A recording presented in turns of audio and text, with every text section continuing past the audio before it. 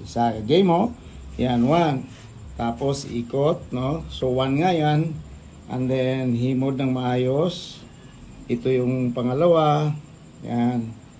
Ito yung pangatlo. Yan. Ganyan din po ang posisyon ng paa natin. Okay? So ito naman po yung pang-apat. Yan. Okay? And then pang-5. Yan po. So 5 na po yan. Ngayon pag nakaliba na po yan, lipat po kayo sa baba. Bibilang din po tayo ng 5. Okay po? So isa. Tapos 2. Okay? Tapos 3. Okay? 4. 5. So pagka medyo sobra po yan, puputulan po natin sa gunting. So 5 ikot lang po talaga siya para hindi siya gasinong makapal. Po, puputulan po yan. Yan, okay. So 5 ikot po yon. Pag na 5 na po, itatago lang po niya kung saan lugar po niyo may pwesto dyan. And then ready na po tayo sa leather boot. O ito lang po ang leather boot, very basic lang po. So ngayon, sabi ko, yan nating lalagay ang posisyon ng paa para po yung pagkaplapat po natin leather boot ay maayos. Ayan po, so ganyan po siya kasimple lang po ikabit. Ayan.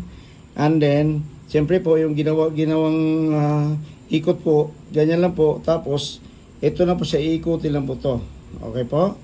Ayan, so pag naikot po yan, eksakto po yan, preset na po yan siya sa pantay mesa po. Ayan, so ang adjustment naman po yan, pwedeng luwagan, pwedeng sikipan po. Okay?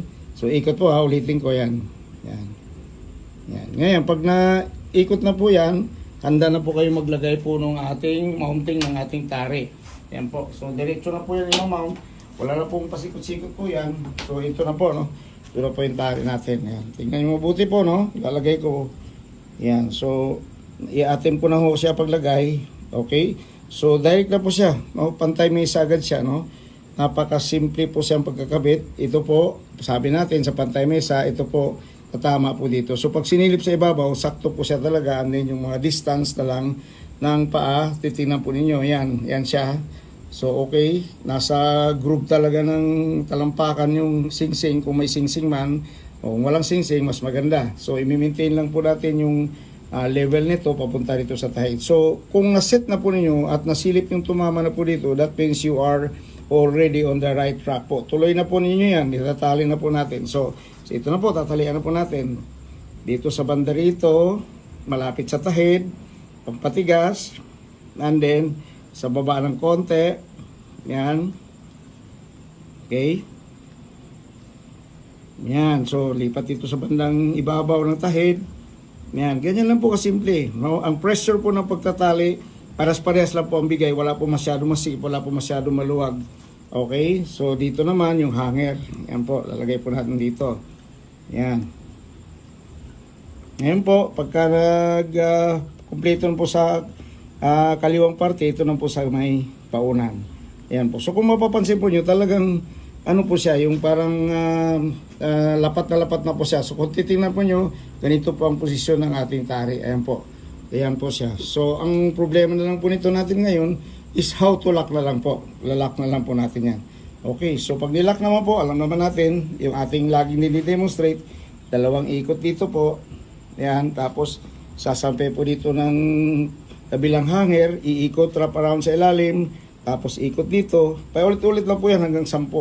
Yan po. So makasampu na kayo dyan, medyo sa tingin yung makapal na, kontrahan na siya. Ayun, so malapit na po kayong matapos sa inyong pagtatari po. Ayan, okay. So paulit-ulit lang pong gawin yan, no? Yan, 10 lang yan. Yan. Okay. Mas madali po ito yung ikabit. Mas madali at saka hindi masakit po sa paa ng ating tinatarian kasi ito very ano po to, yung parang maganda po ang padding niya, no? Okay? Saka magaan po ito kasi yung nakapulupot sa kanya na mga sapin ay maiksi lang po. Yan. Yan, okay. So ngayon pag granting na nakasampu na po kayo dyan, wala na po kayong gagawin kundi tabunan po ng maayos yan para kailangan po makapal po ang tabon para po pag tinamaan mo po ng tari, hindi kaagad siya mapunta doon sa loob ng inyong unang tinali po, no? Unang layer. Ayan. So, Guys, pwede po kayong mag-practice dito. 2 araw lang po, pwede na po kayo magtari. Yan po. Napakasimple po talaga siya kasi nakaset na po siya. So, kailangan lang po natin na yung self-evaluation, siyempre kailangan po yon, presence of mind and then constant practice, yun na po yun. So, pagka ganyan na po ang mangyari, yan, lalagyan din po natin ng tape. Kumpletuhin na po natin. Okay? Po ang tape. Yan. So, pag nag-tape po kayo mga idol, ito na po, no? Yan.